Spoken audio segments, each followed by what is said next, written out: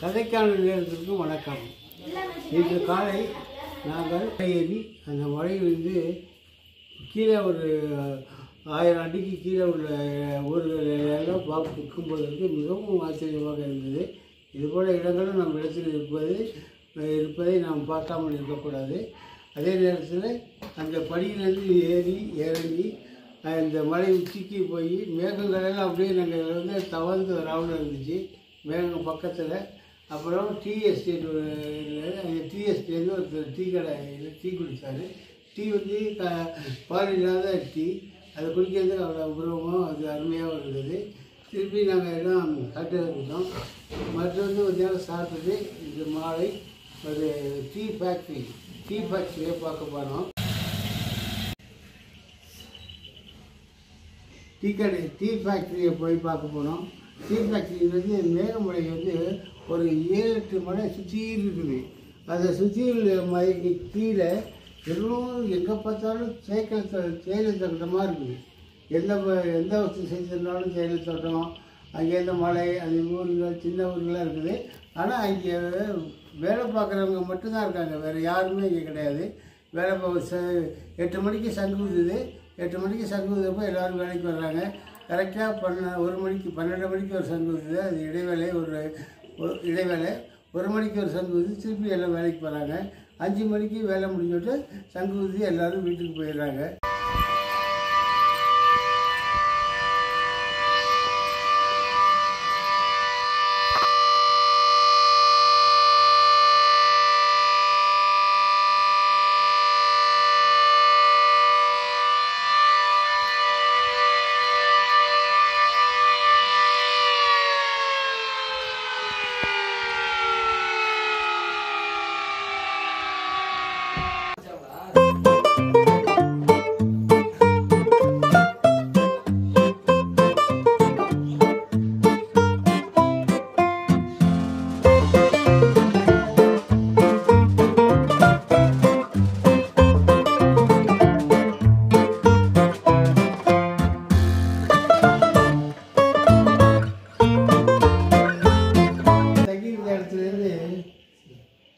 தங்கியிருந்த இடத்துலேருந்து நாங்கள் ஃபேக்ட்ரியை பார்க்க போனோம்.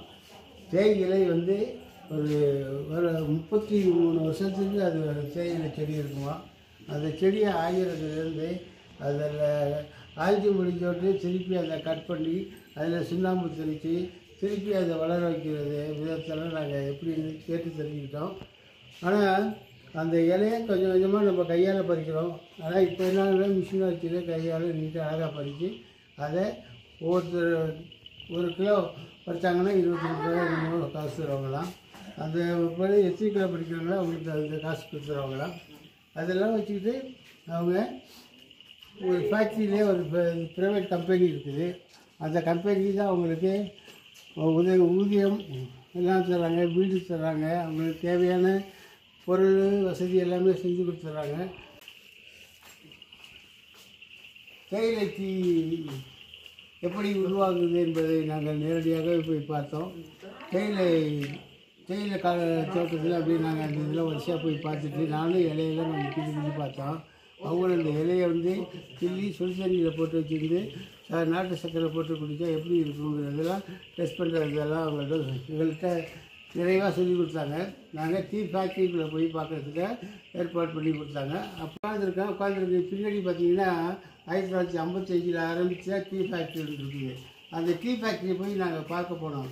பறிக்கக்கூடிய இலையெல்லாம் மூடி அங்கேயே ஒரு எடை போட்டு அதை திருப்பி லாரிலேயோ டிராக்டர்லேயோ ஏற்றி கொண்டு அந்த கம்பெனிக்கு கொண்டு சேர்க்குறாங்க. அந்த கம்பெனியில் சேர்த்த உடனே அந்த இலையெல்லாம் என்ன செய்கிறாங்க, மிஷினில் அப்படியே பாக்ஸாக அந்த மிஷினில் அப்படியே ஓடிக்கிட்டே இருக்குது. அதை கொண்டு ஒரு 13 தொட்டியில் நிரப்புது. ஒவ்வொரு தொட்டியும் பார்த்திங்கன்னா 100 அடி நீட்டாக இருக்கும், 50 அடி அகலம் இருக்கும். அது மாதிரி கொண்டு 13 தொட்டியில் நிரப்புறாங்க. அது நம்ம தஞ்சாவூர்லேருந்து போனதுனால ஏதோ வயல் அங்கேயே இருக்கிறாப்புல ஒரு காட்சி தெரியுது. அந்த இலையை அதில் உள்ள தூசி தும்பட்டையெல்லாம் கீழே போகிறதுக்காக ஏதோ ஒரு மிஷினை வச்சு அதை எடுத்து சுத்தப்படுத்திட்டு அதை சின்ன சின்ன பெட்டியாக நிரப்பி கொண்டு முதல்ல ஆரம்பத்தில் அதை சின்ன சின்ன துண்டுகளாக நறுக்கி அதை கொண்டு போய் நறுக்கி அதை வந்து கூழாக்குறாங்க. கூழாக்கி அதை கொண்டு வந்து மிஷினில் ஒரு பெரிய பாய்லர் இருக்குது. அந்த பாய்லருந்து அந்த சின்ன சின்ன தூளெல்லாம் வந்து கொட்டுறாங்க.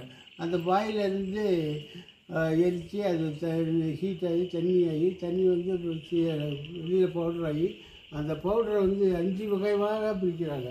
அந்த ஒரு வகை வந்து first quality, second quality, third quality, fourth quality, fifth குவாலிட்டிங்க. நமக்கு கிடைக்கிறது ஃபிஃப்த்து குவாலிட்டி தான்.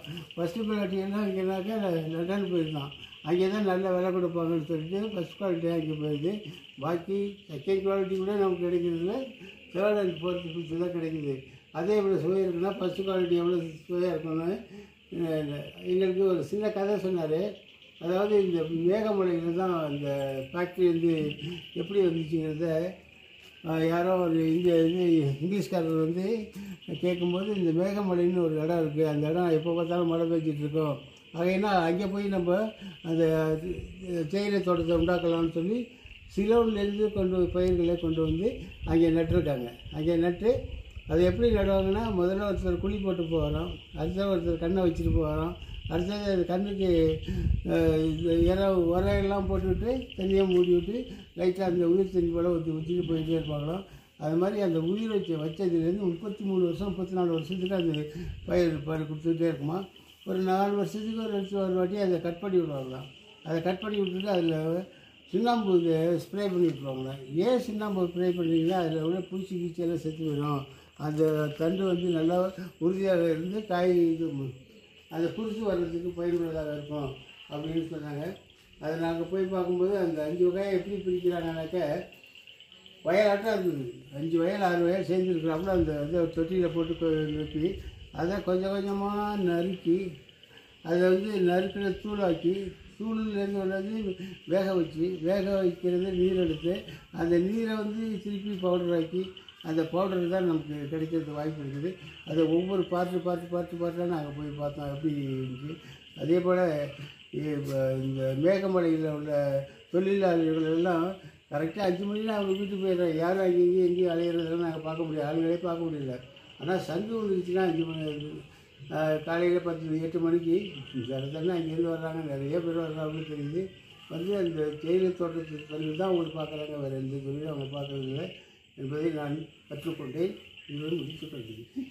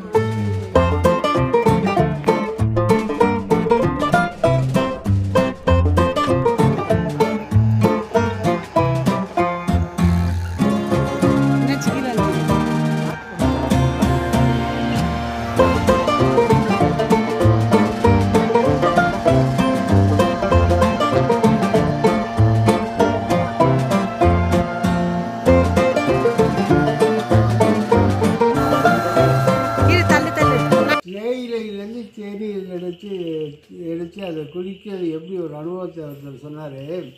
அந்த காலத்தில் இந்த செடி இங்கெல்லாம் சிலோன் பக்கம்லாம் கிடக்குமா, அதை இலையை பிரித்து சுடுதண்ணியில் போட்டு சர்க்கரை போட்டு குடிப்பாங்களாம். அது என்ன டீன்னு தெரியாதா, ஏதோ ஒரு இலையில் இந்த மாதிரி கஷாயம் இருக்குது, அந்த கஷாயத்தை போட்டு நம்ம குடித்தோம்னா இவ்வளோ உடம்பெல்லாம் சுறுசுறுப்பாக இருக்குது. ஒரு ஆளுக்கு வெறும் அந்த தண்ணியை மட்டும் குடித்தான்னா ஒரு 3-4 பழம் கொண்ட அளவுக்கு அந்த இது அவருக்கு ஏற்படுமா. அதை கண்டுபிடிச்சோட்டு ஒரு இங்கிலீஷ்காரர்கிட்ட அந்த கதையை சொல்லியிருக்காங்க. அந்த கதையை சொல்லிவிட்டு அந்த இங்கிலீஷ்காரர் என்ன பண்ணியிருக்கான், இது எப்படின்னு ஆராய்ச்சி பண்ணிவிட்டு அவங்களுக்கு ஒரு 40-50 பேர் எல்லாம் வச்சு டெஸ்ட் பண்ணியிருக்காங்க. இந்த இலையை வச்சு பறித்து அதை பண்ணி சுடுதண்ணி வச்சு அதை கஷாயமாக்கி நாட்டு சர்க்கரை போட்டு குடிக்கும்போது அந்த 40-50 பேர் ரொம்ப சுறுசுறுப்பாக இருந்தாங்களா காலையில். அதுலேருந்து இதை ஒரு தொழிலாக்கலாமே, பயிர் பண்ணலாமே அப்படின்னு நினைத்து தான் சிலோனில் அதை பயிர் பண்ணியிருக்காங்க. அதை வந்து நாங்களும் கொஞ்சம் குடித்து பார்த்தோம். எங்களுக்கும் என்ன பண்ணாங்க, இலையை பறித்து சுடுதண்ணியில் போட்டு சர்க்கரையை போட்டு கொடுத்தாங்க. அதனால் அது குடிச்சோட்டு மாதிரி ஒரு புத்துணர்வு இருந்துச்சு எங்களுக்கு.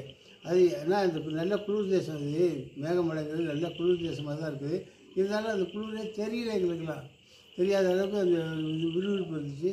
அப்புறம் தான் நாங்கள் இதை பார்க்கணும் அப்படின்னு சொல்லிட்டு இங்கே உள்ள எக்ஸ்பர்ட் வந்து அழைச்சி கொண்டு எப்படி டீ தூள் தயார் பண்ணுறோம் வந்து எங்களுக்கு காட்டினாங்க. அது ரொம்ப உபயோகமாக இருந்துச்சு. அதோட என் பேச்சு டாக்டர் எல்லாம் டீச்சரெல்லாம் இருக்காங்க. அவங்க பிள்ளைங்களுக்கு இதை பற்றி சொல்கிறதுக்கு நல்ல வாய்ப்பு கிடைச்சி என்னுடைய அனுபவத்தை நான் சொல்கிறேன். அங்கே ஒரு டீ ஸ்டால் ஒன்று வச்சுருந்தாரு. அந்த இவர் வந்து இதை பார்த்தோட்டு இங்கே வாங்க சார்னார். போனோட்டு அங்கேருந்து ஒரு டீ இலையெல்லாம் விரும்பி பறிச்சுட்டு வந்து சுடுதண்ணியில் போட்டார். சுடுதண்ணியில் போட்டு கொஞ்சம் நாட்டு சர்க்கரைலாம் போட்டு கலக்கி கொடுத்து எனக்கு கொடுத்தாரு. இதை குடிங்கன்னார். குடித்தோட்டு இந்த மலை நீங்கள் ஏறிடுவீங்கன்னாரு. நான் எப்போதும் ஏறிடுவேன், இப்போ ஏறி பாருங்கன்னுட்டு கிட்டத்தட்ட 300 அடி 300 ஸ்டெப்பு உள்ள மலையில் மேலே ஏறி அங்கேருந்து பார்க்கும்போது தேனி, பெரிய குளம், அது அந்த சுற்று வட்டாரத்தில் உள்ள எல்லா இடமும் பார்க்குறதுக்கு பைனாக்குலர் வச்சு பார்த்தாலும் அந்த அளவுக்கு பார்க்க முடியாது. அது வந்து நம்ம பார்க்குறதுக்கு ரொம்ப ஆச்சரியமாக இருந்துச்சு. இது வந்து வாழ்க்கையில் யாருமே பார்க்க முடியாத ஒரு இடமாக நினச்சி என்னுடைய 80வது வயசில் இங்கே வந்து நான் பார்க்கக்கூடிய ஒரு பெரிய வாய்ப்பு எனக்கு கிடைச்சிச்சு.